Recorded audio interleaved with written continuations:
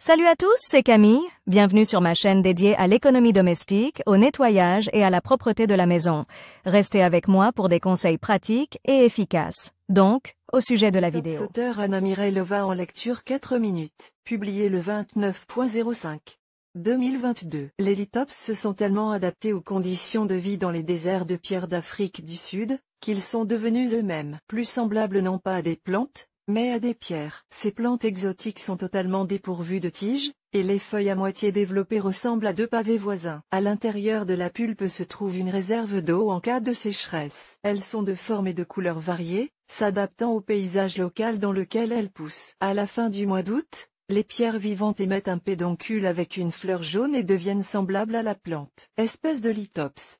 Les botanistes ont dénombré 37 espèces principales de lithops, mais il en existe probablement beaucoup plus. Ces plantes étonnantes surprennent non seulement par leur apparence, mais aussi par leur incroyable vitalité. Elles peuvent survivre à une chaleur de 50 degrés, n'ont pas besoin d'un taux d'humidité élevé et d'une hydratation fréquente. Ce sont des fleurs parfaites pour les débutants dans le domaine des plantes. En général, les fleuristes cultivent ces espèces chez eux. Lithops campus égalais ne dépassent pas 3 cm.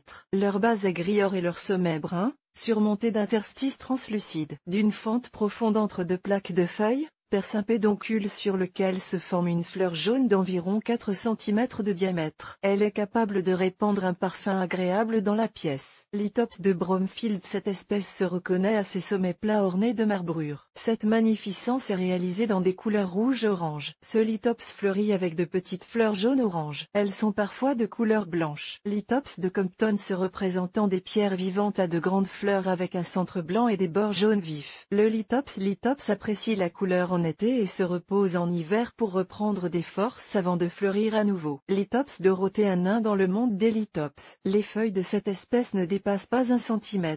La plante pousse entre des pierres de quartz et de sparterie, ce qui lui confère une ressemblance inhabituelle avec ses voisines. Dorothea fleurit avec une couleur jaune vif. Lithops francesa caractérisé par des plaques foliaires charnues et robustes dans les tons crème, beige rosé. Les feuilles d'une paire ne sont pas de taille égale. L'une est toujours plus grande que l'autre. Le dessus des folioles est orné de taches sombres. Les pierres vivantes de cette espèce sont assez grandes, jusqu'à 4 cm. Elles fleurissent avec des fleurs jaunes, pas très grandes. Lithops à tête rouge caillou en forme de cylindre de couleur brunâtre avec des taches convexes sur le dessus. Ils fleurissent en blanc ou en jaune. Ils ne se distinguent pas par un parfum particulier, ils sont presque inodores. Lithops carassas. Ses feuilles grises, ornées de motifs brunâtres, s'apparentent au quartzite. Elles fleurissent en blanc, avec une pointe distincte à l'extrémité des pétales. Lithops Leslie. Les feuilles brunes au sommet festonné peuvent être utilisées pour soigner une santé défaillante. La popularité du lithops auprès des herboristes a donné naissance à une espèce rarement observée dans la nature. Les fleurs de Leslie sont d'un jaune éclatant. Lithops Solro. Lorsqu'elle est en fleurs, cette succulente ressemble à un chrysanthème sauvage. Les deux feuilles de la plante sont arrondies, ont une teinte grisâtre et marécageuse avec des points sombres et flous dispersés sur la surface. Le dessus des lithops de cette espèce est plat. Le lithops est beau. La couleur jaune-brun vif, tachetée de bandes vertes, confirme le nom de l'espèce. Les folioles sont proportionnelles et le sillon qui les sépare est assez profond. La couleur est blanche.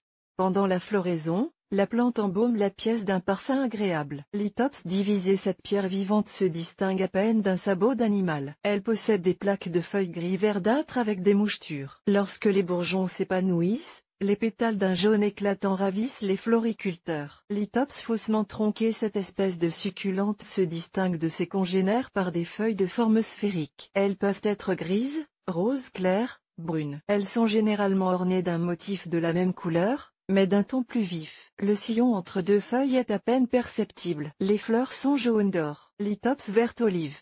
Les deux folioles sont accolées l'une à l'autre en forme de cœur.